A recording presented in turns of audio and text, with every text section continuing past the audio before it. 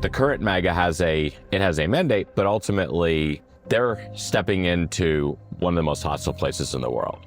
DC voted 93% for the Dems. That was astounding. It's those agencies are no different than the agencies that 8 years ago did everything they could to destroy him. Even if the Dems ever take this back, and I think it's likely there's going to be lots and lots of fighting at the federal level, is going to be a weakening regime. That sets the stage. That creates a condition where people can now more broadly go and build toward longer term projects, build families, build dynasties, build societies and new communities, build aspirational venture projects. It opens the floodgates to a lot of what New Founding has been focused on.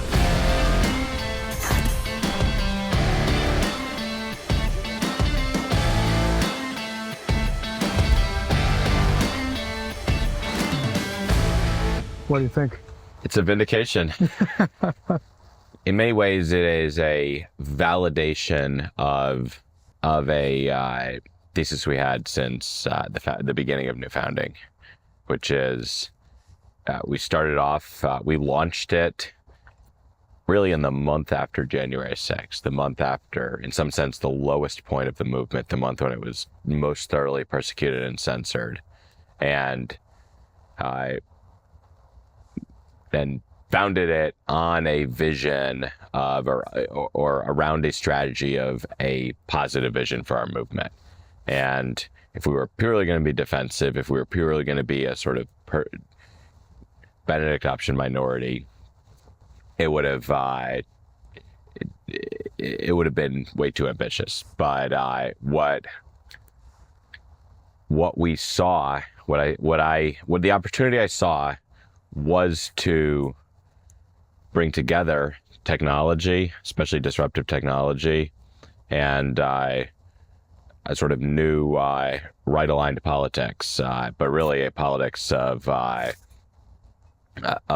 post-managerial politics, and bring those together to form a positive vision for our movement. And we're now in a position where we're that combo is defining the consensus for the consensus for where a large share of society is looking. Yeah. What opportunities do you think are the same as they were in 2020? What's different in 2024? So some of the obvious ones that are different are, at that time, we had no major tech platforms. At that time, there was an existential need for some parallel technology. And our thesis was always it was going to be open technology. And so there was sort of an urgency to that. And we spent a lot of time looking at open technologies. We built some early forums on some of these open standards, and actively put a lot of effort into sort of exploring what it could look like to build a truly alternative, truly independent and censorship-resistant platform. Now, Elon owns X. He owns what's probably the most influential platform in technology, or influential social platform. I think Google still has tremendous power, but he's very, very clearly aligned with this movement. Now, I still think there's value to open technology. I actually could see a scenario where, I think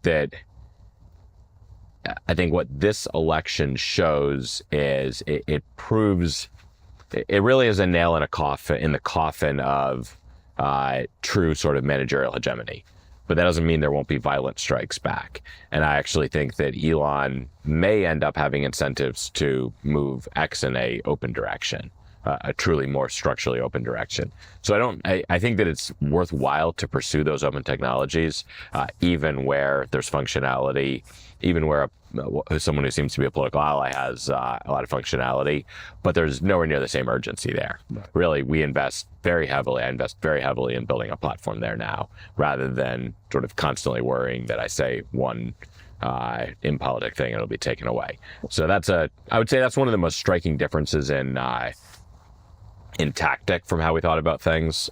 There's obviously sort of the day-to-day market changes. Sure. I mean, it's clear that even X, as far as Europe goes, it's a significant Europe or Brazil, like we saw earlier this year. it could benefit from an open architecture in places where the underlying culture doesn't support a free speech mandate. Exactly. By opening the architecture, Musk is tying his own hands and putting himself in a position where they can't force him to stop it. So they either need to do some sort of true great firewall level block, or which is, I think many of them don't even have the capacity for that. Certainly many of them probably don't have the will to actually achieve that. Right. Do you think that we're past the danger in terms of of true long-term ghettoization in tech platforms, where now that Elon has X, we're sort of past that danger, or are we in more of a seesaw situation where the left might come back with a vengeance and we might see a flip back to the other direction? Now, you can argue in some sense that there is a ghettoization where X is going to be increasingly a platform of the tribal right, and others will be a sort of tribal breakdown generally, a less open internet, just like you have sort of the Chinese internet, which is increasingly ghettoized. So I think at that macro level, I don't think we can rule out ghettoization. I think that there will be, it's interesting. People can't resist. I mean, it's interesting that even guys like David French, who sort of made a big deal about leaving X, decided he had to come back for the election. So he couldn't spare the opportunity to broadcast his thoughts, because it's so many of the people on the other side actually gets at this. Their purpose is to harangue, is to scold people who they despise, and B, this is where the exciting discussion is. The left is humorless. The left, in many ways, the left lacks vitality. There's nothing there. It is stagnant. It's sclerotic, and so the discussion on the right will always be more vibrant. The discussion you could say on the right, or you could even just say the dissident discussion, the discussion outside of that bubble will always be more vibrant. And that gives X a advantage that means it'll never really truly be ghettoized. So I think that I don't think we can rule out any possibilities, and I think that you can see history suggests you can see incredibly violent attempts to restrict, but it's he's building his own internet constellation. He's building a satellite constellation. I think there's enough fear in other companies against censoring him that he could build his own phone, that right now there's a position where I don't think that you're going to see I don't think you're going to see the attempts at widespread and sort of highly aggressive censorship easily, at least for the next 4 years. Yeah. I think things that were interesting to me about the election is how much of the stuff we've been talking about just came to the forefront. No veil, they're sort of bare, for everybody to see. You mentioned like the managerial sort of bureaucracy of it. I think I'm curious what you guys think as sort of motifs or themes of the election. I think Catherine's been tweeting like the podcast election. Other people have done the meme election. Yeah. People have said, the Twitter election, the young men election. Yeah. And whatever the theme might be, it became clear that at every one of those, the masculine election, the podcast election, the meme election, there was just a gap between what the left can do and the right can do. The right will go on podcasts, the left won't. The right will post great memes, the left won't. The right can appeal to young men, the left can't. Were there any other like key themes or motifs that you were sort of tracing during the election? Especially as the right has vitality. Yeah, exactly. I think it's fundamentally the it's right. Exciting. The right has drawn a constellation. The fundamental divide was this managerial regime is cold and fundamentally anti-human, and this goes back to the earliest, probably maybe the first political article I published in American Mind, which talked about, and it was focused on finance actually rather than politics, but explicitly sort of compared a cold technocratic approach to finance, one that's sort of management by spreadsheet, versus an entrepreneurial bet on people.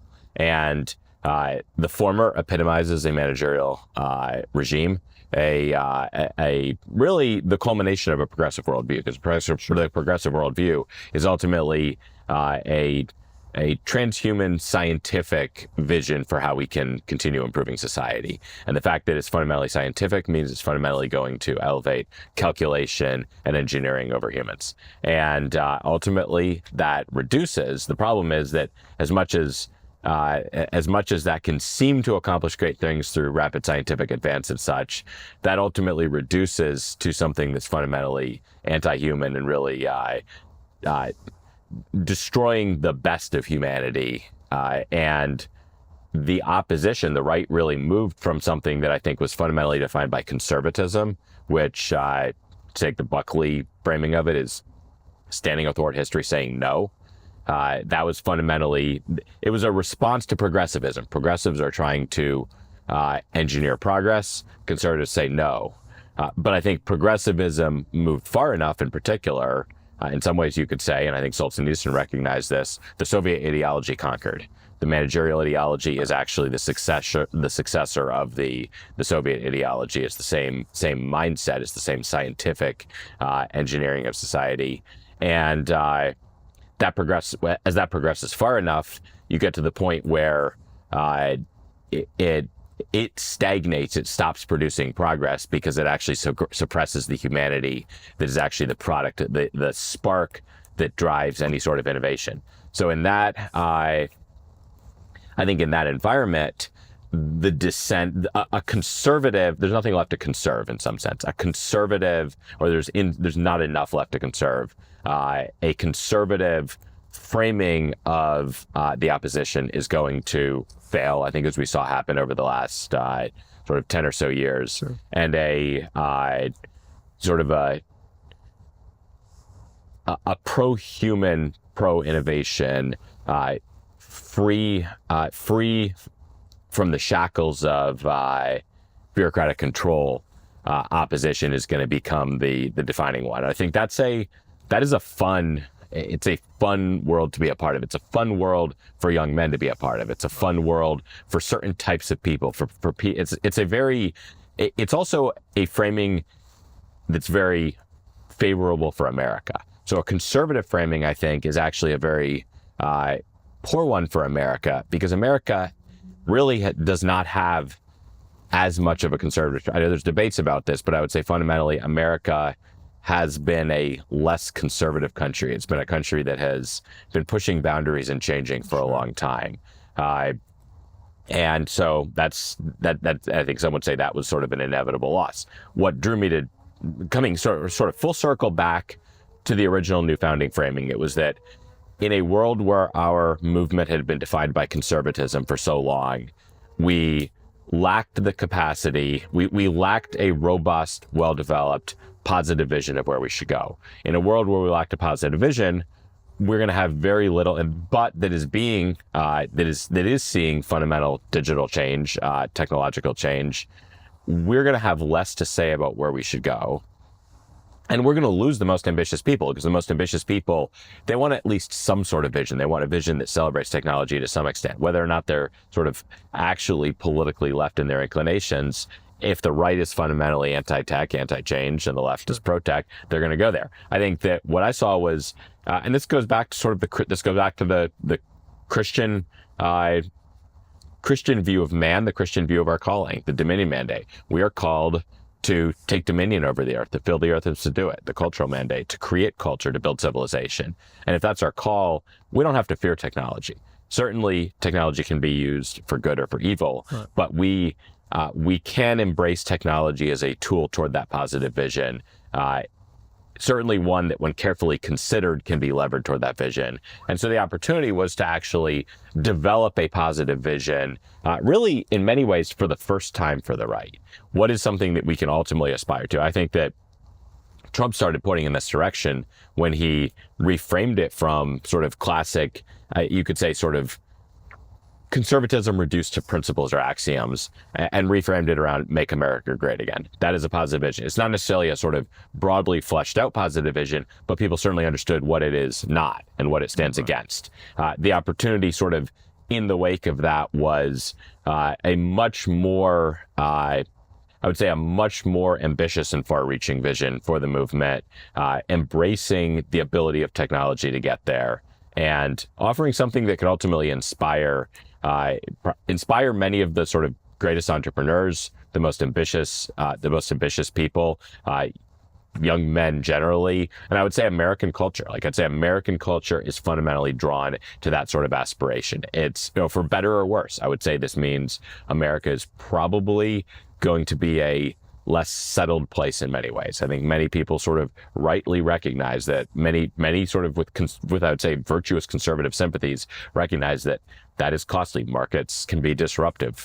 Technology can be disruptive. America is not going to have the settled traditions generally that certain European countries can have in sort of towns where things have run the same way for hundreds of years in many ways. Sure. At the same time, that means that when a movement is framed around that sort of aspiration, as we sought to do with New Founding from the very beginning, it will attract a group of people who have not traditionally been seen as part of that movement. And what I think we saw certainly over the last 6 months, it became very clear is that really played out in terms of the realignment of the movement. Right. The movement became fundamentally, you look at who's in the movement and it's, you think of the three most prominent figures in the movement, and it's Donald Trump, Elon Musk, and JD Vance. And what they represent, JD Vance comes out of sort of both of those worlds. He's representing people. I would say fundamentally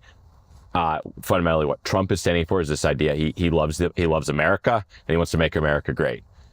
Vance particularly cares about people. He recognizes that people serving a people is the purpose of politics. And Musk obviously is one of the greatest innovators in history and one of the greatest achievers and builders. And so you look at those three, and those three, I think, represent a politics that is pro-human, a politics that is ultimately pro-civilization and pro-America, and a politics that is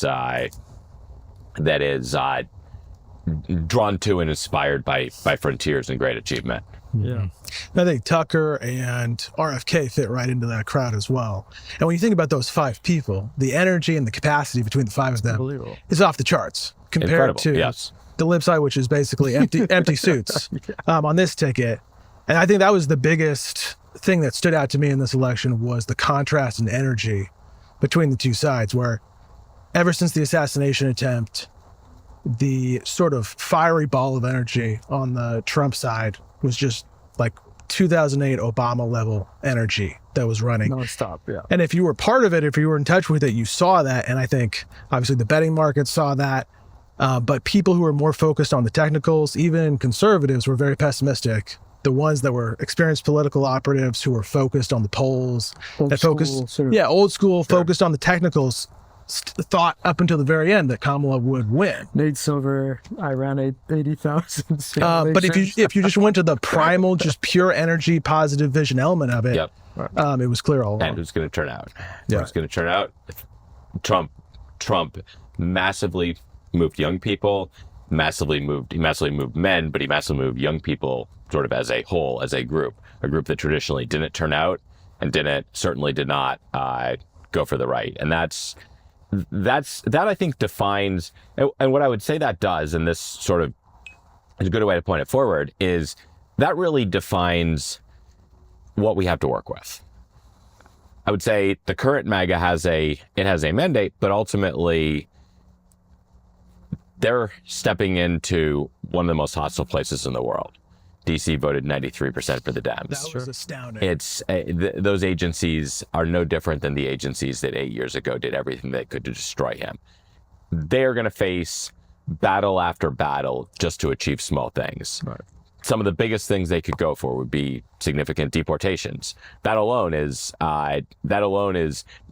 not, I would say that doesn't point to the aspirational vision. In many ways, that actually restores a country capable of actually pushing to that aspirational vision. But it's still a defensive measure. It's still reversing an invasion that has done a lot to destroy the country, just like we need to check the power of these agencies that are sucking the blood out of our country. We need to limit some just incredibly overreaching courts.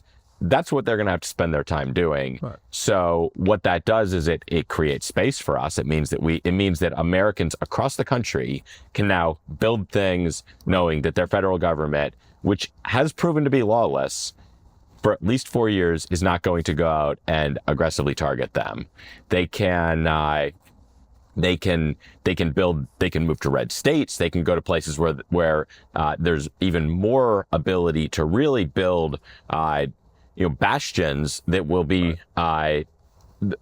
stronger and stronger in the face of what I would say, even if the Dems ever take this back, and I think it's likely there's going to be lots and lots of fighting at the federal level, is going to be a weakening regime. It's going to be a regime that may be more and more sort of aggressive and irrational in certain ways, just like I would say a lot of their prosecutions of Trump, certainly capable of sort of destroying individual lives, but as a whole is going to be a weaker and weaker and less effective regime, would be my view of that. That sets the stage. That creates a condition where people can now more broadly go and build toward longer term projects, right, build families, build dynasties, build societies and new communities, build aspirational venture projects. And so I think that really, in many ways, it opens the floodgates to a lot of what New Founding has been focused on, which is very complementary to a Trump win. I would say we were positioned in a way that I think is meant to survive a lot of different moves at the federal level. And I think we can't count on where things are going, but certainly it's designed to really thrive. It's designed to harness enormous amounts of energy in ways that are complementary to what can be done in DC, that are focused on things that are going to be hard to achieve in DC, but that will be made possible, and that we can really be energized by the fact that we'll be protected. It feels like right now that there's a lot of room to run. Like, it's a very optimistic, we're right after the election. But what do you think are the key areas that this has opened up in terms of opportunity for building businesses or institutions post-election? So there's a couple. I mean, I would say, think of where we're focused. We're focused on venture, and we're focused on real estate, on aligned communities. And then really a sort of broad meta theme that I'll add is we're focused generally on not just the emergence, but the real, the growth of the rise of local and aligned communities. I think these local and aligned communities, and I mean that in sort of a fractal local sense, right? Sort of degrees when it comes to aligned, it can be sort of communities that are organized digitally but have relatively few ties, right? I live in different states, but we are part of very similar networks, tribal networks, actual local communities. That allows a sort of richness of interaction. Things that can't be done locally but can be done regionally and with a group of people who are increasingly aligned. Like, I would say that theme is going to continue. That's it's interesting. The win at the federal level in some ways makes people think we now have less of a need to flee. But I think what you'll see is you'll actually see an intense reaction by blue states. Right. And these are not people who are rational. These are ideologues possessed by a revolutionary ideology, and they will, in many cases, they'll react in extreme ways. I mean, we saw the 2020 riots. We saw the COVID totalitarianism. We saw, in many ways, even worse COVID totalitarianism in even weaker countries elsewhere in the world. We saw the extreme trans laws, often designed to explicitly provide sanctuary and things, trying to take kids away from their parents. Like, that is not going to go away. That ideology has captured the Democratic Party, and that is going to continue to drive people out of those states into red states. So what I think you'll see is you'll actually see a real,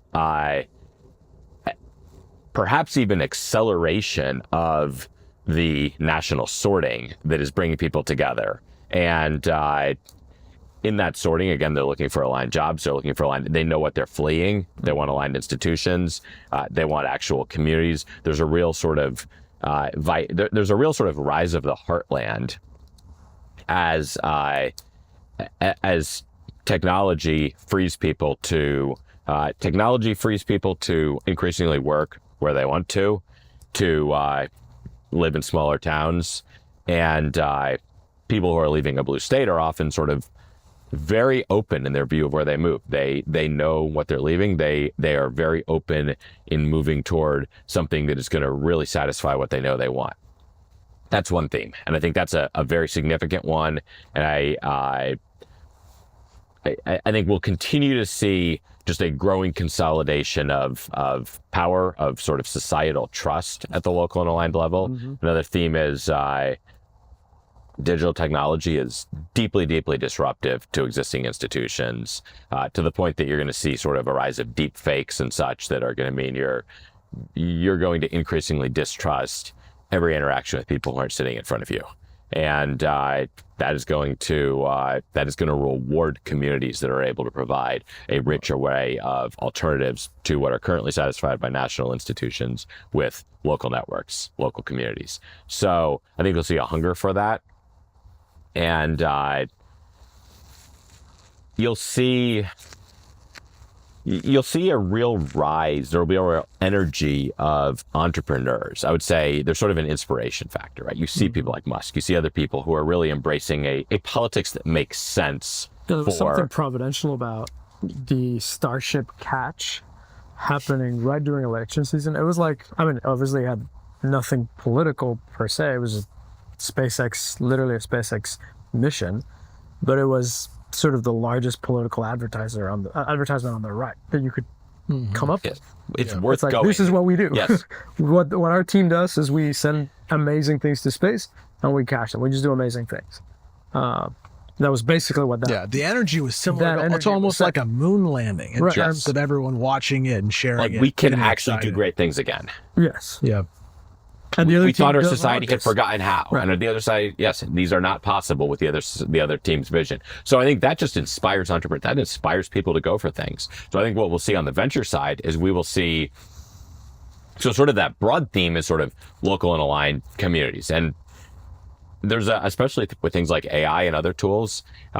Small groups of people get increasing leverage. Small groups, small aligned communities can do great things. And so that actually goes together. Thiel's made this point a lot. It's sort of very small groups that are very strongly aligned around a vision that actually produce great things in most cases. And certainly at the early stages. And so you'll see a sort of, and I see that as sort of the fundamental alternative to the managerial. There's a human, right? Within a smaller community, you can exist as a human. You exist as a person. Within a large organization, you are a number on a spreadsheet. You're a set of numbers on a spreadsheet. And that almost every dynamic you're going to see boils down to that, right? DEI, you can re-engineer an entire organization based on sort of changing the weights in people who are nothing but numbers. Other than that, they're interchangeable. Mass immigration, interchangeable.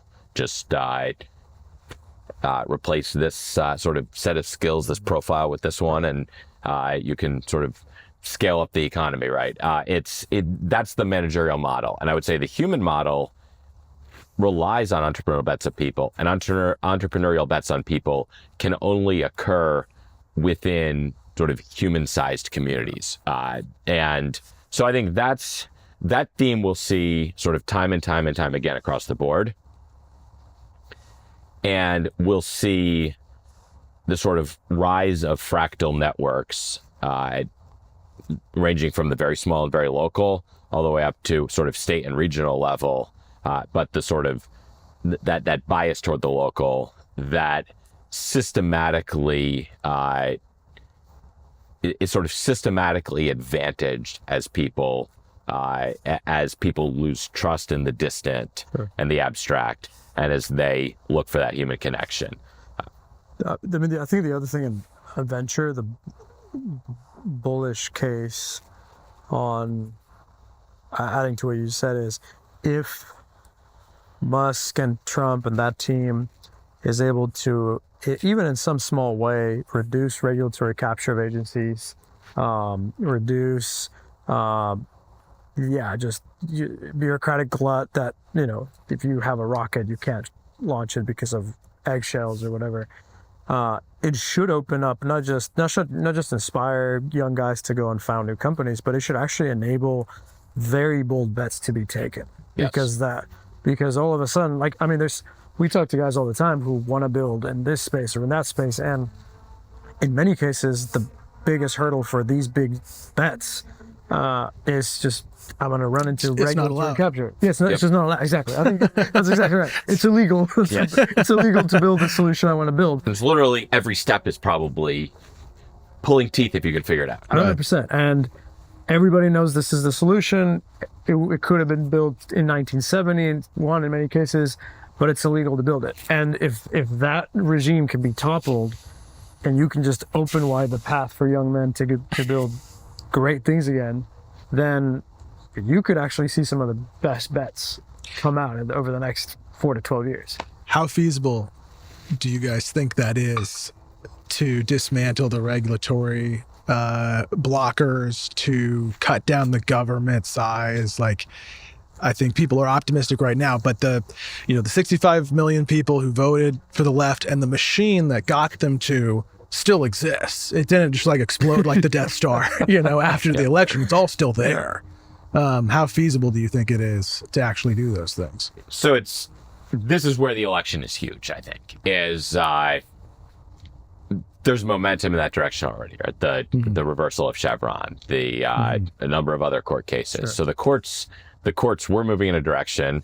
Obviously, 4 years of Kamala appointees could reverse that and impose more, but the courts are moving that direction. They'll continue moving that direction. You combine that with executive will, and I would say there's very clear paths. It's going to take will, but there's very clear paths. I think there's creative paths. I mean, I'm not an expert in this, but you can easily imagine that as there's sort of just an absolute raft of lawsuits under this new the new doctrine of rulemaking and regulatory discretion, agency discretion, it's going to be up to the executive to decide how they defend those. And as much as regulators may impose impediments to actually changing a lot of these rules, it's a lot easier for an executive to say, well, this is already being challenged by a lawsuit, and we think they're right. So I think there's a lot of ways to sort of combine aggressive effort by people outside with a executive that is strategically willing to restrain action. Yeah. And I think you combine that with, I guess in terms of the big picture, I would say it's inevitable. My view is the federal managerial regime is on a terminal path of decline. That is just not going to, that doesn't mean there's not going to be a powerful federal government. I think I'm less certain. I don't have high confidence about the relative sort of power of different levels.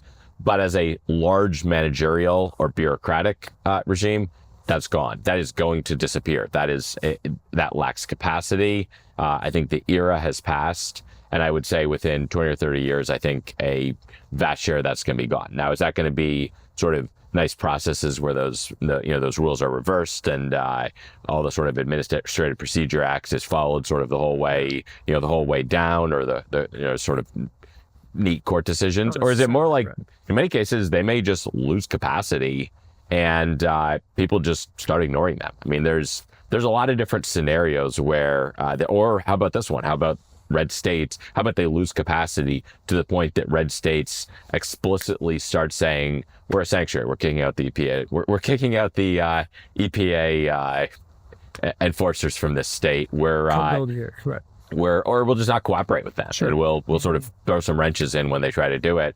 And we'll assert our rights. We'll sort of restore a federalism. I would say the fight for federalism, in many cases, sort of conservatives stuck to an argument in favor of federalism that I would say was largely a losing argument. It was the trend really since the American founding until the late 20th century was growing centralization. It was a trend you saw around the world. It wasn't just in America. It was sort of You had unification of Germany, you had unification of Italy, you had sort of growing centralization post-World War II.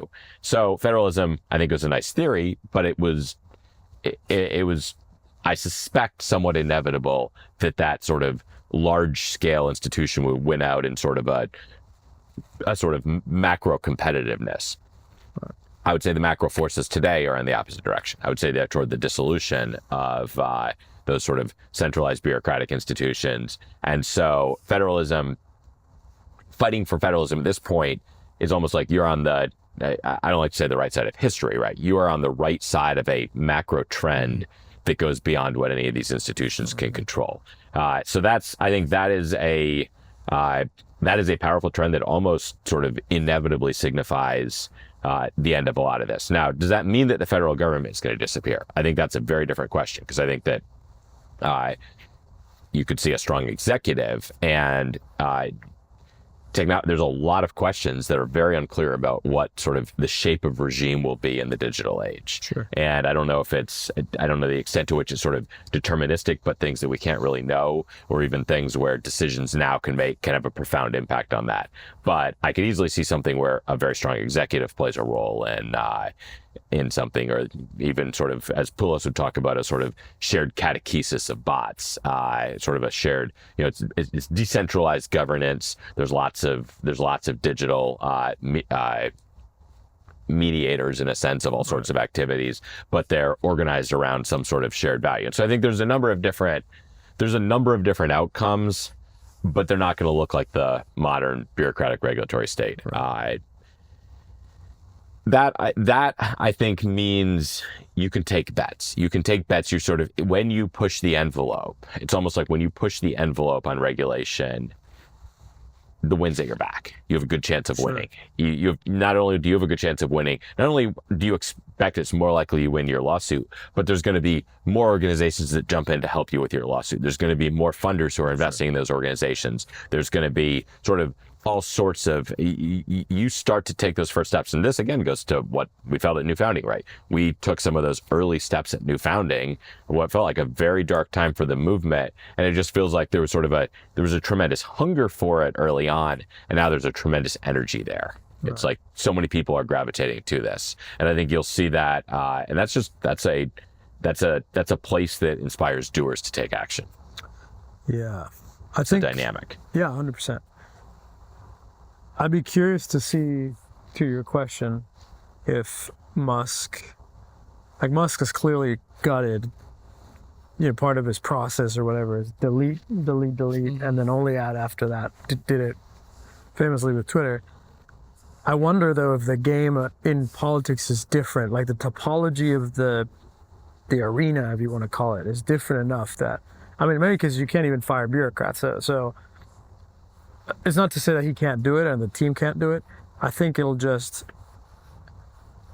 I worry that some folks think it's just a matter of going in and like with a company, firing some people, where it really is going to take a fundamental reshaping of the structure of government.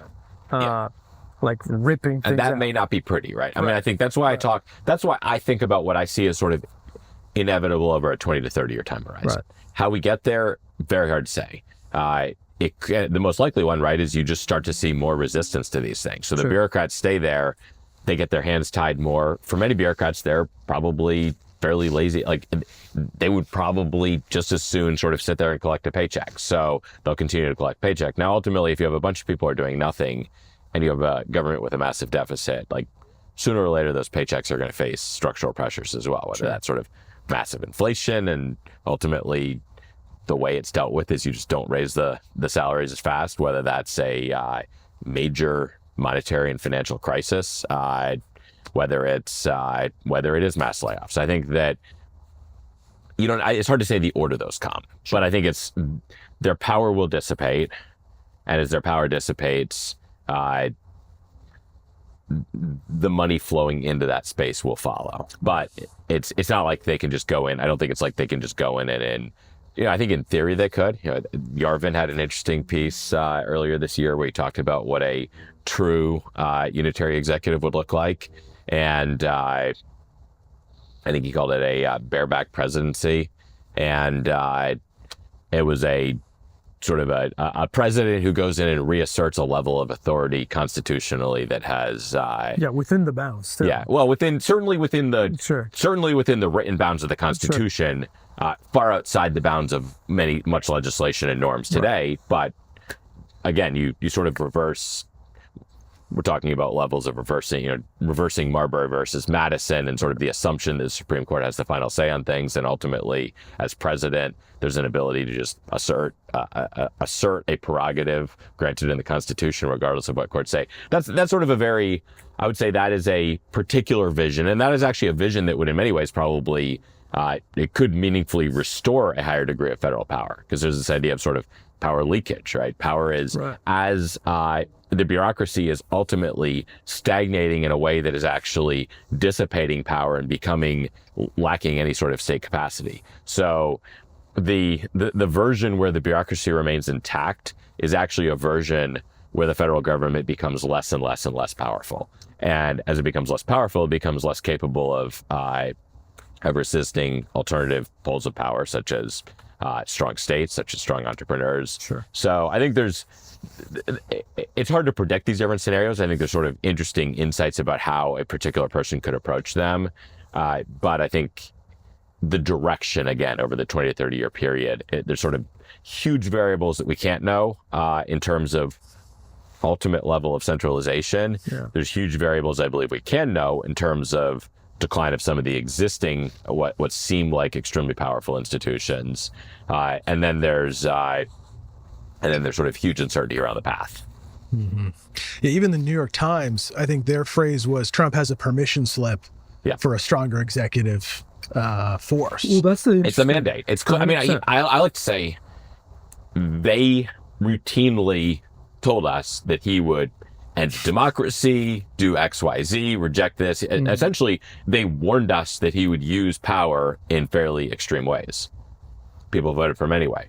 Is that a mandate to go ahead and use power that way? Right. I think you can make a very clear case that people either they don't believe the media, or to some extent they did believe it and they believed the result would be a good thing. Right. Exactly. Right. And I think that's the other interesting thing about the alliance, the realignment with guys like Musk. Like, Musk is the monarch of his companies, right? Of his multiple fiefdoms. Now, unfortunately, the president, the chief executive of the largest empire in the world, has now, over the last decades, really has been reduced to sort of a puppet. But all of a sudden now you have this team made up of, like, the expectation, like you're saying, is on Trump to re-embrace that executive power. And he has surrounded himself with guys who have done this and who do this on a daily basis in different companies, different realms. Where there's almost now this popular embrace with, I mean, even the phrase that's used thrown around online is "you can just do things." Yep. It's that sort of just do it. Just go ahead and do it. Milei did it in Argentina. Bukele did it in El Salvador. Why can't we just do that here? Well, that goes back to the sort of fundamental. In a managerial regime, you can't do things. In a managerial regime, you apply expert advice. You apply expert analysis, expert processes. What is the opposite of that? Is human agency. So there's sort of, I talked about the relational side, right? The bets on people. That's the local communities. That is a component of a human model. Right. Another component of that is true human agency and executive agency. Mm-hmm. And I think that's actually, it's an interesting sort of place to bring up. And this is sort of, we're talking about the election, but I think AI is another major trend. It's one of the major trends here. And I like to think about what will be robust to AI, what will actually sort of rise in a world of AI, and what will AI potentially replace. And I like to say AI will not replace people, but AI will replace bureaucrats. Yeah. And going back, bureaucrats in many ways have removed the humanity from their systems. They've designed their roles to be perfectly suited to be replaced by AI. In that world, I think sort of analysis, analytical jobs, administrative jobs, all of those things, extremely vulnerable to be replaced. Repetitive jobs of any sort.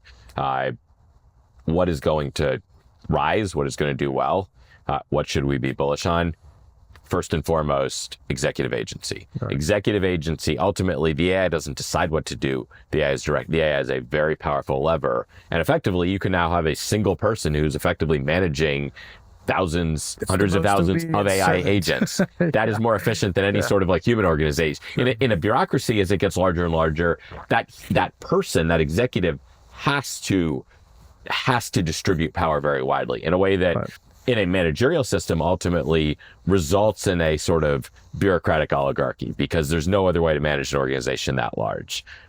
In an AI system, that's not required. So I think that there's very powerful levers for human agency, and that will reward a certain type of, that will just tremendously empower a certain type of person. I think the other things are sort of skilled physical world work and things that interact with that. Right. So I think it's a very, in many ways, these trends sort of, they economically favor roles that are disproportionately done by men. The agency, and I would say problem solving is another one, like very, very strong problem solving ability. So I think that it's sort of, just as we see the sort of political trends where men are turning toward this new regime, men are optimistic about this new regime. I think the technological trends are actually going to sort of reverse what have been a multi-decade in a bureaucratic system or a managerial system. Men have been sort of systematically marginalized. They fundamentally are just not really as good bureaucrats. Right. They don't have the temperament to be. They don't enjoy it. They don't fit in. They're misfits in that system. They've been marginalized. They are the ones who most strongly rally on something that is a rejection of that system. Right. And it's not just a sort of, I would say it's, the technological change suggests this is not just sort of the dying gasps of a bunch of people who are sort of losing their relevance. We actually see technological change that is going to, in turn, make many of those people's traits more and more effective and more higher and higher return, more and more valuable, and obsolete the bureaucratic one. So I think you have these sort of, you have these trends, and I don't think you would say, right, I think so much of politics is ultimately like people want to be on the win. You want to be on the winning side, obviously, just because it feels good, but you also want to be on the winning side because that's where safety is. Safety in politics is being aligned with someone who can protect you. Right. And the recognizing that this technological, going back to your point about like Musk managing to land something, the fact that he's competent, the fact that that approach is actually able to get things done suggests that there's a strength and a capability there that it's worth betting on. It's worth betting on that, and there will be more return there. And I think that you see these sort of very broad trends again that are going to be, they're going to be catastrophic to the manager. We already talked about sort of, you'll have sort of deep fakes and other things. You'll have all sorts of forces that are sort of disruptive, incredibly disruptive to the trust in these managerial institutions. And then you see these AI trends that are sort of disruptive to the bureaucrats themselves, right, and that are ultimately commoditizing them, replacing them, and empowering people who are empowering fundamentally non-bureaucratic traits. And both of those trends are catastrophic to the managerial regime. And so it's natural that a dissident movement that is ultimately organized around a set of values that provide an alternative to that and that are a successor to that is going to be, it's going to be on the ascent. And what I think they're hungry for, and this kind of goes fundamentally to sort of new founding and what we're doing more broadly, American reform and other things, hungry for a vision. Yeah. Hungry for a positive vision, because you can use technology and you can do great things for technology. And you can definitely, I would say, space exploration by itself, it's sort of the vision is self-creating. Sure. People want to go pursue they want to explore frontiers. Like that it's no surprise that is such a significant component of that. But so much of this question, how do you use this digital technology to, so much of it actually relates to the organization of people and societies here, of communities, of of how we shape culture and things like that. That is not, that doesn't explain itself. Like that really does require a vision. It requires a vision that's deeply grounded in understanding of the good life, that's deeply grounded in understanding of our purpose, of our human nature and things. And that's ultimately where I think the integration, this ability to bring together, really we talk about sort of there's a political element to all this, a dissident or right-aligned political element to this. There's a technological element, and then there's that Christian pillar, and recognizing that our tradition, our civilization, was deeply grounded in Christianity, and certainly there's sort of that tie to that heritage.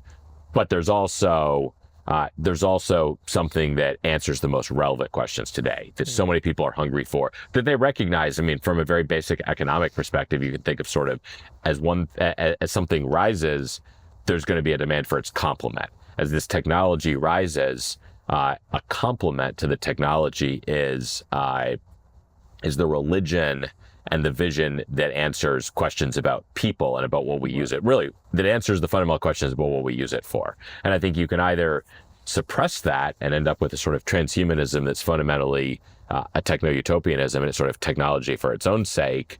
But most people, there's an inherent contradiction. This is what I think is interesting. That makes sense on the progressive side. Progressive is anti-human, so it makes sense that they would actually embrace technology, even as they makes sense they embrace technology, even as they suppress the human initiative that actually leads to technological advance. So it stagnates.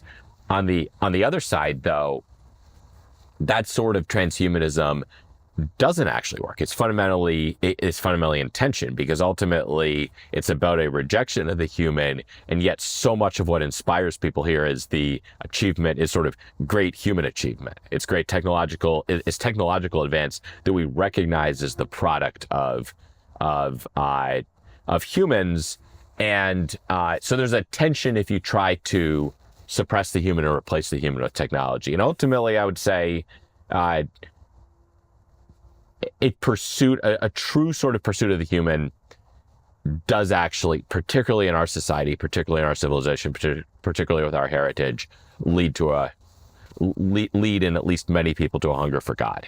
Because as humans made in his image, fundamentally, we recognize that there's something there that is more than the human. And so I think that we have a widespread culture, just as on the right, the political right, you sort of see an increasing sort of lean toward the technological, toward sort of that alliance. Mm-hmm. On the tech side, you see an increasing hunger for the religious and for the answers to questions they recognize as important complements. And so I think the sort of coalition that forms here, that we designed this organization around, is a natural, if not inevitable, a very natural one, and one that is deeply in line with the American tradition. Right. I think it also becomes a key distinctive, something that's in this new realignment, because even when we started founding, it was still very much like wokes versus sort of conservatives. Yeah, woke, non-woke. Woke, non-woke. Silicon Valley as a whole was seen, and in many cases self-identified, as woke and on the left. Yep. Fast forward 2.5 years later, now, there's been this amazing realignment. And so what are now the distinctives that set us apart, even within the broader coalition, that where wokeness is now this sort of, it's still very much, I don't think it's gone away. I think the left, like you were saying, it's captured by it in some ways. Endless sort of faces of the same ideology. Yeah, exactly. Something will return, whether it's the exact same thing or not. Right. But on our side, on the coalition side, if we're all ostensibly non-woke, great, that's good. But then what are we? What are we for? Right. What grounds the vision? Why do we chase rockets and build things? That's a good point. And do you all worry about? I think one of the major things that New Founding was founded on was costly signal and skin in the game, right, and displaying courage in a very hostile environment. Right. And in that, then that's all those people that we talked about that are on the Trump court or sort of podium were all individuals who showed courage under fire, who were in very dire circumstances themselves, Trump, Musk, etc. And that was a very hard to replicate or impossible to fake signal that you could have in the last 4 years. in the next 4 years, potentially, if things play out as you've described, Nate, and sort of the, you could say the sort of chameleon middle recognizes the shift in power and shifts over to say, oh yes, we're also on this side. That signal is lost. Is that a concern, or is it just a positive shift? I would say two things. First off, I think, especially in something like venture, founders are acutely aware of, they have a very strong intuition for that sort of authenticity. So they recognize who puts skin in the game, and they recognize who might just be saying it. And that has been a huge part of the draw. That's been so much of what I think has attracted people to us really this entire time. I mean, it was costly at the beginning, but in a way that's really compounded is they see that skin in the game. Right. They know that as popular as it is, the wind is going to shift both directions. Secondly, I think that it's often going to be a bigger challenge for them than that. And this is where anti-wokeness was fine, right? It's easy to be anti-woke. It's easy to sort of signal that, but that is fundamentally a very, very shallow, when I say easy, it's possible. It might have been costly in certain cases, but it's a very limited and very shallow change. And many of these institutions, what you'll see commonly is you'll see anti-woke institutions that are fundamentally still bureaucratic, globalized managerial institutions. Right. And I would say that is semi-deterministic in terms of where it leads. So even by the mere structure of the structure, like wokeism was a natural outgrowth of that structure. Sure. And so it's not even necessarily sustainable for them to be anti-woke. It's almost like they're either just sort of changing some surface level words, but they're going to ultimately end up sort of thinking and acting the same way. I mean, the whole nature of a managerial model is you're an interchangeable cog. Right. Wokeness is a way to try to sort of sacralize that and add a sort of religious virtue to that, when otherwise it feels extremely dehumanizing, right? It's now virtuous because you're stripping away all these things that are oppressive. Sure. The alternative is you're just an interchangeable cog. Now, there actually might be cultures and societies where that's not as big a problem. More communal cultures may actually function better in that environment. They may not need wokeness, right? China may not need wokeness because the idea of being a cog in a very large machine is actually sort of less, it's less in conflict with their culture. Sure. They have a communal culture where you are part of a machine, and that's actually that's a good thing. It's a serious problem in America where that really is antithetical to our culture in many ways. And so it's natural that things like wokeness would arise here to really provide a sort of a very American sort of virtue to that. Anyway, that was sort of a detour to the history of the sort of nature of these ideas. But ultimately, whether it's China, whether it's America, if the organization is managerial, it's going to tend in it's going to operate in certain directions. It's going to tend to have certain dominant values, whether or not sort of, surface level wokeness applies or not. And that's not something these organizations can change, because fundamentally, if it's a bureaucratic organization, if it's a managerial organization, it's not one where there's a culture of skin in the game. It's not one where there's a culture of risk, not just political, but simply like accountability, responsibility, financial risk. Are you making executive judgments, or are you sort of simply subjecting everything to your model that you're continually tuning? That is a sort of divide and organizational approach that is not going to sort of shift with the wind. That is down to the DNA of organizations. And so what you'll see organizations where they have strong leaders, and I think strong cultures. In many cases, many companies never really became that sort of thoroughly bureaucratic thing, and they'll probably shift. They'll probably see their leaders will now see an opportunity to sort of step up and actually realize they don't need their HR department, sure, realize they don't need many of these other bureaucratic departments, and there will be a genuine change there. Like that will actually, in many ways, the virtues were always there. The environment and the nature of sort of organization at the time made it difficult for them to see through. And I think that I think that those companies will tend to thrive. And then there'll be companies where that's been almost completely lost. It's basically become nothing but a bureaucracy. Organizations, companies, organizations, whatever. And I think those ones are going to have a very, very hard time. Either you're effectively going to have a sort of hostile takeover sort of situation where someone comes in and essentially sort of repurposes the resources that can be kept and disposes of the rest, very much like a sort of Musk and Twitter thing, or the organization will decline and die. And in many cases where it could be saved, it's still not going to be saved because it's often, there's a scarcity of people at this point who have the ability to command the resources needed to do that. So I'd say we're seeing a growing array of people who actually probably have the sort of drive and virtue, but this is probably one of the major opportunities in capital markets is, can capital markets develop the capacity to fund the sort of great corporate raiders of our generation who take these bureaucratic organizations and repurpose them?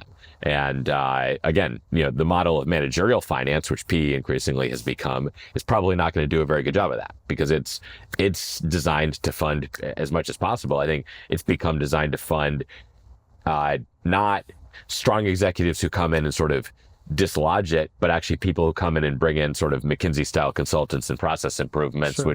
which can certainly squeeze a lot more out of it and increase efficiency. But it's not.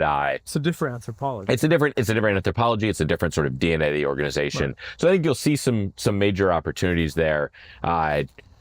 You'll certainly see more opportunities for this, again, freed up by the regulatory changes. Again, like, why do you not have strong executives come in and just cut a bunch? Well, so much of it was often there would be lawsuits, there would be regulation, there would be they'd be a pariah. So I think you're going to see more of that. How much is hard to say. Kind of going to sort of one other, I think that we'll see, going to another pillar of what we're working on. You'll see a real hunger for the heartland, and there's a skin in the game again when people make a move, when people actually physically move, and they move somewhere that's, moving to a city, moving to a popular high optionality city. Thiel talks about this in 0 to 1, is so much of the managerial model, so much of the sort of late stage sort of 20th century, early 21st century model was maximizing option seeking. Sure. Everything you do is to go to the university that maximizes your options. It's to go to the, go on to sort of the next career, McKinsey, the investment bank, go to these cities that maximize your options. There's no skin in the game there. That's option seeking. Skin in the game, though, is when you pack up and you leave that and you move to somewhere else. You buy a big piece of land. You buy it in a community that does not yet have everything that needs to be incredibly successful, and you do it with other people who are trying to create that. Like, that is a mentality where that's not fakeable. Again, like people routinely ask me, well, what are the lefties going to come like attack your community and try to take it over? And I would say it's going to be too late by the time they start going, because it's one thing to go. It's one thing to sort of go stop by a cake shop and ask the baker to bake you a cake for your gender transition. It's another thing to buy a house in Gainsborough, an hour and a half outside of a major city, and move out there and try to find an opportunity to annoy people and harass people into your viewpoint. Like, it's not it. We are intentionally designing these things, and it selects for a certain type of high agency person to be things that have an element of skin in the game to them, and that allows you to create a community that has a level of foundation. I mean, what type, you can think of sort of the early settlers of America. Like, there's a certain type of skin in the game, and getting on that boat, coming over here and building something. And that is not fakeable. Well, we almost called the project the Mayflower at some point. Project Mayflower, exactly. Project Mayflower, yeah. So, yeah, back in the day. Yeah. No, and it's true. Turner had the famous essay about the American frontier closing, and his thesis was that that's like a core part of the American character, and that's ending. In retrospect, it feels like the core part of the American character is the ability to always find new frontiers. Yes. Regardless, through commerce largely.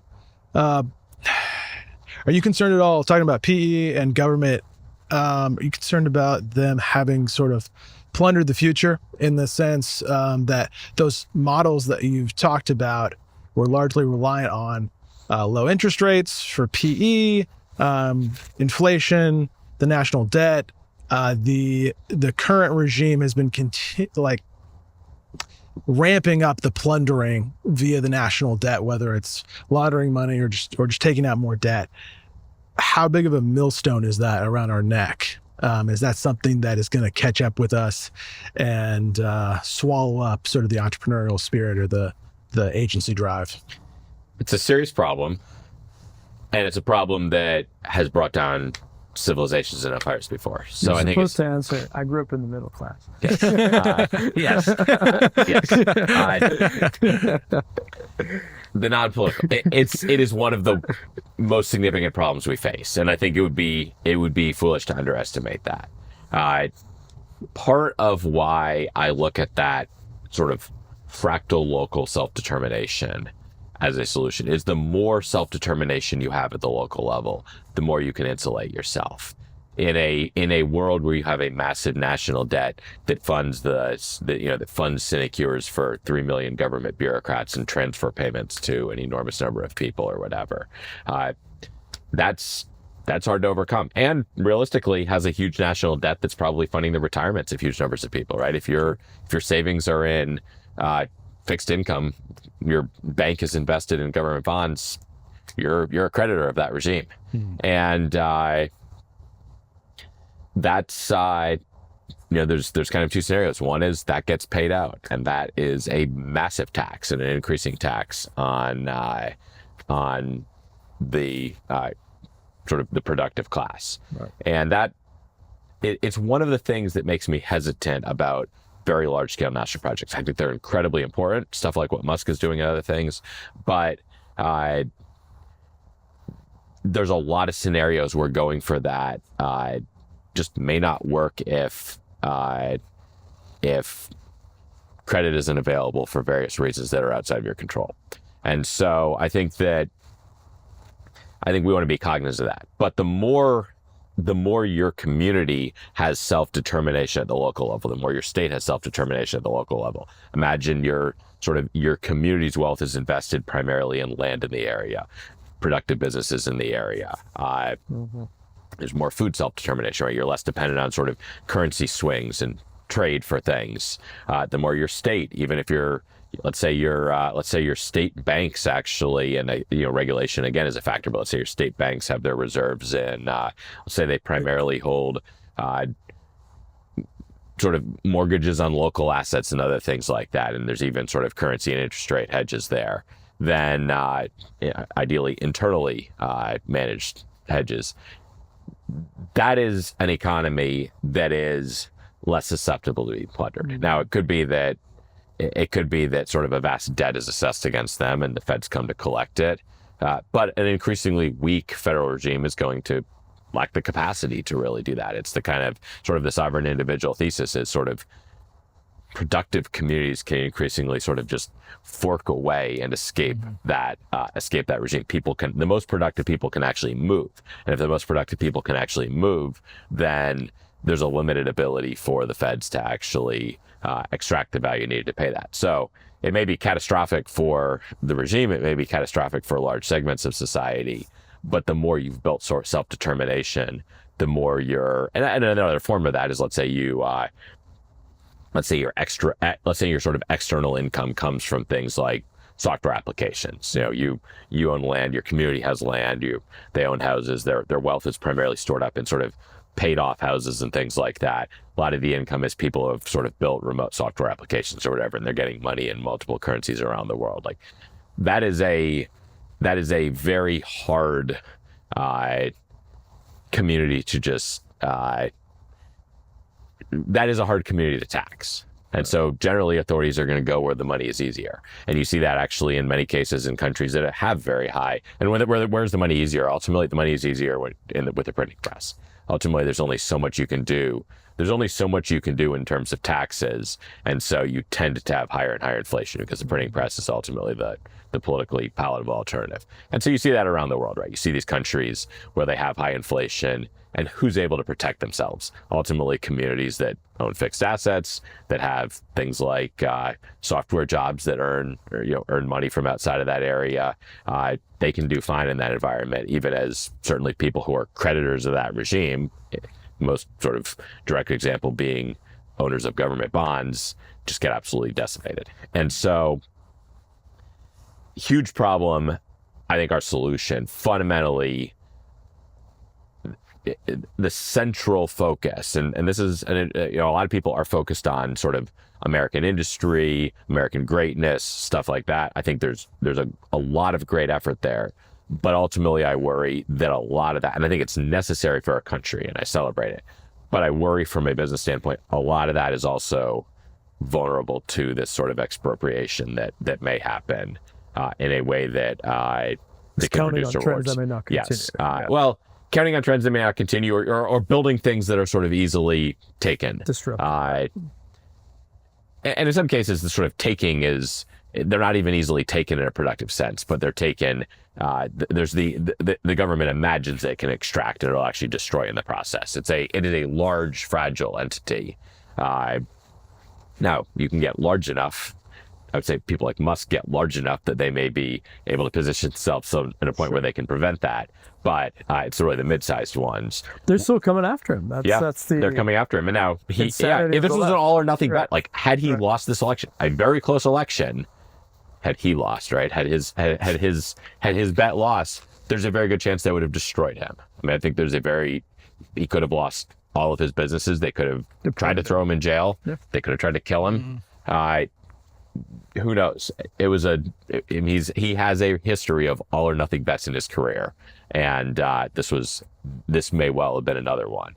And so that's one solution. The other is, and this is sort of the theme that I think, and I would say this sort of theme is, it makes sense. It also is one that sort of plays to our strengths, is facilitating this sort of distributed self-determination, because the sorts of communities that we have particular familiarity with, you think of the sort of pillars of the different parts of the constituents we bring together. We have our foot in the tech world.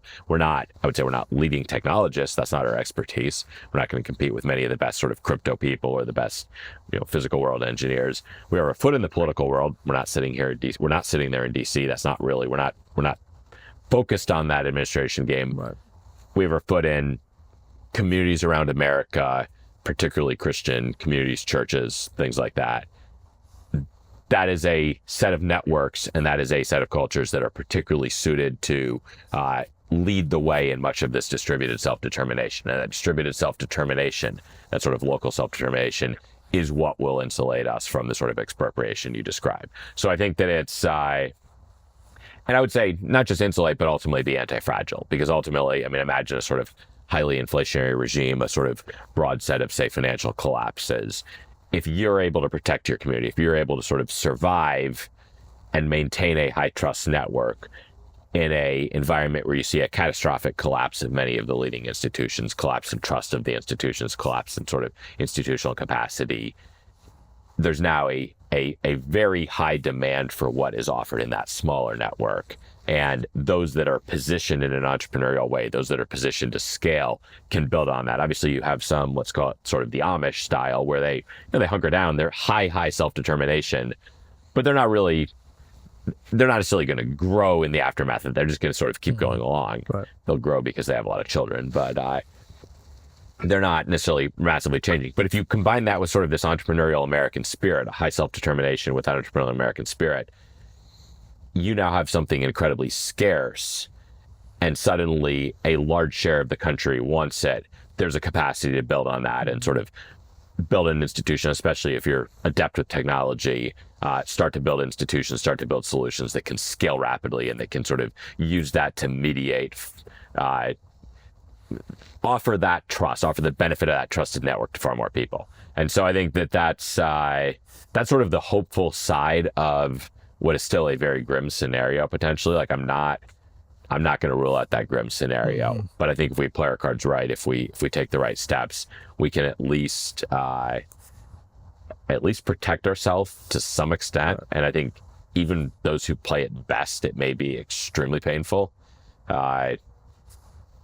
Depends on how sort of violent the collapse is. Right. But and this is why we've thrown around the term of American resilience internally, which is still fundamentally optimistic in many respects. but it's not blindly or nakedly optimistic, where it sort of paints a future that is, easily seized, and we can just sort of waltz into it. Yeah, and to be nicer to those guys, like I don't think that many who look at sort of American greatness are blindly. No. But I would say it's maybe a little bit more of an all-in mindset. Right. I think that it's often they know it's incredibly hard. They know it's incredibly risky. There's an incredible courage associated with that. I mean, I think that no one imagines that it's sort of easy to go to Mars, but it's a great achievement. I'm very, very glad people are doing that. I feel like, and this is sort of, this goes back to sort of founder market fit, right? My temperament, I've always gravitated toward that sort of, the book Antifragile resonated me with nothing I'd ever read in some ways, because it sort of hit on a sort of mindset that I'd always had, is how do you handle risk, recognizing the profound uncertainty of the world. How do we handle those risks? And I think the resilience side is a crucial part of preparing our society for that. I think it's a great complement to a lot of the other things. And it's something that plays to our strength. And it's something that I think realistically we face a very, very we face a very high conflict road in front of us. And I expect that there will be sort of a massive hunger for resilience. So I expect that it's providing something, sort of a vision that people recognize as offering resilience will be something that'll have massive tailwinds, even as you simultaneously have a subset of people who go for those sort of great things. Right. Yeah, I think there's sort of somewhat of a mindset where some folks have where it's things won't be hard because we've won. Whereas we take a more maybe realistic approach to it, which is things will be hard because we've won. Yep. In the sense that there is hard work to be done. There's fundamental realignment, restructuring of culture, society in ways that, as you were saying earlier at the beginning of the conversation, it will lead to discomfort. It'll lead to conflict. I mean, I would say the other side, arguably, the other side could lead to terrible things, but another scenario of a Kamala win is just a sort of steady degradation and decline, and a very comfortable one, right? People sort of, they retreat to their VR, they retreat to whatever. It's sort of a retreat to consumption, don't have more kids, and the sort of society just sort of dies by gradual sort of dies in ice in a sense. Mm-hmm. Possibly what's happening in a place like Japan. South Korea or whatever. It's not violent, but it's arguably sort of everyone is taking the easiest course. But it's like a European decline. Yes, right. Exactly. Well, Europe has decided to import stuff that makes adds some spice, accelerates that, adds some spice to life, I guess, in a very literal sense. So I think we've chosen the path again that leads to conflict, but the path that leads to conflict also leads to potential. It's the only path out of that sort of slow civilizational suicide. Yep. And so I think resilience, and that's the case. Like we've chosen that, and there's going to be several pillars of that, right? There is a tremendous need for resilience when you choose that path, because you're preparing for conflict. How do you prepare for conflict? You prepare for conflict by building, and when I say conflict, I can mean everything from sort of economic challenges and everything, but you prepare for disruption, I should say. Sure. And how do you prepare for disruption? Everything from that sort of broad distributed resilience model communities created in the Heartland, people moving to places like this, people finding their tribe and finding the sort of people they want to be around in a time, like who can you trust in a time like that? Just broad movement channeled toward productive action. And you're also going to see the people who are going out and sort of just the entrepreneurs who they're going to go for it at a particular thing. And in many ways, I think I see myself as someone who my mission in many ways is to develop elements of the positive vision for sort of let's call it the sort of great swings. There's ideas there, but I would say more than anything, the sort of system level vision for how do you build a more resilient system? Like how do you understanding risk in a world that is facing serious change? How do we, in this case, use the time that we have, use the resources that we have to go out and build things that design things and build things that are sort of can be replicated across much of the country and prepare us for it's sort of when the weather is good.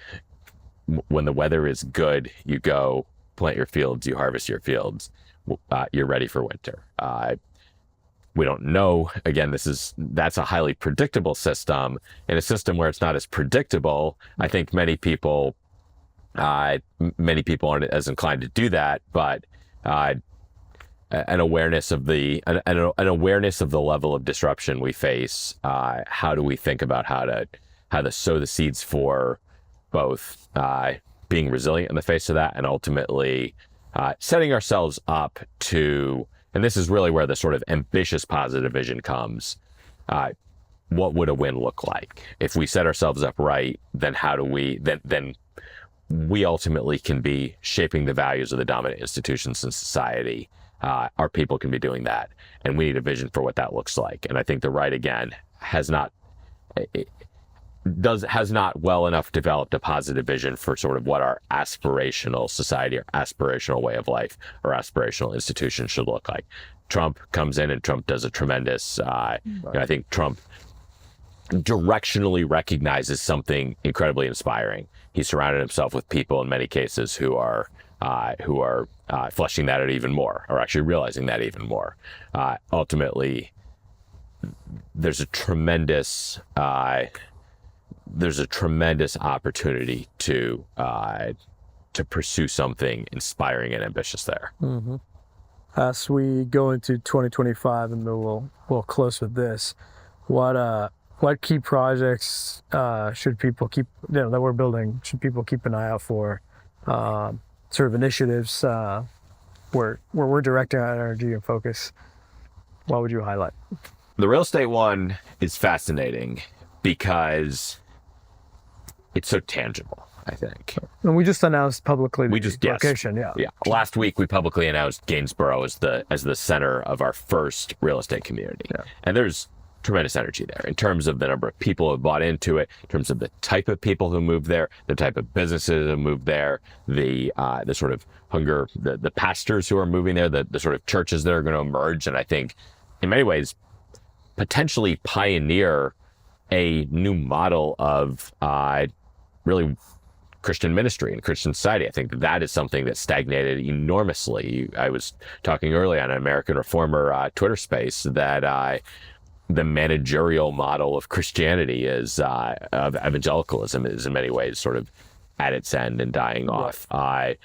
There's a chance for entrepreneurs of all sorts, right? There's sort of there's venture backable entrepreneurs, but I view someone who's sort of figuring out a church model there as an entrepreneur, someone who's figuring out how to sort of renew some sort of small town institution or create some sort of new small town institution that works and sort of thrives in the coming age. That's an entrepreneur. That's a way of life entrepreneur. Yeah. That sort of way of life entrepreneurship is something that we're at the very, very early stages of. There's a tremendous sort of immediate adoption of it that's incredibly exciting. And I think that's something that really over this next year, we're going to see just a rich array of innovation there. So, and really setting the stage for something that I think can be, you talk about replication, there's enormous amounts of incredibly beautiful, incredibly attractive land around the country, huge open country, huge opportunity for people to move there. Huge numbers of people who are going to be looking to ultimately make such moves. So something that can have tremendous and widespread impact. The venture side is really picking up steam. I think that what you see is what was early sort of several clicks outside of the Overton window model is now something that is that reflects the mindset of a large share of the best entrepreneurs. So in some sense, what that means is that the most dynamic rooms are going to be the most dynamic rooms in many sort of venture and venture adjacent spaces are going to be our people. They're going to be people who are looking to find other people who sort of share this vision, who consciously reject that sort of the woke shackles, the scolds and the shackles that are going to hold them back. And So that's sort of a vibrant thing, because you want to be in those rooms. You want to know those people. Those are the people that are on to some of the earliest trends. They're the people who are making sort of the boldest moves. They're the people who are having the most fun. And I think we've positioned ourselves to be a go-to firm for that. And that's just going to continue to compound. I mean, that's the kind of thing that those trends go a long way, and we're beginning a number of initiatives in that space. And then I think finally, and I've hinted at this on a Twitter space actually, I think last week.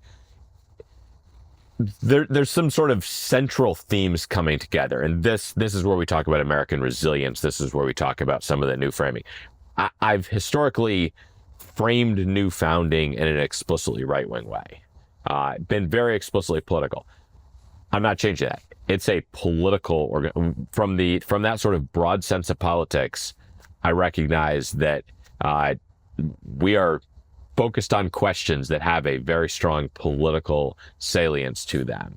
But at the same time, what we've done over that time, and really part of our founding mission statement, was to develop that positive vision for the right, understanding technology, understanding the trends that are happening. What is a positive vision for the right?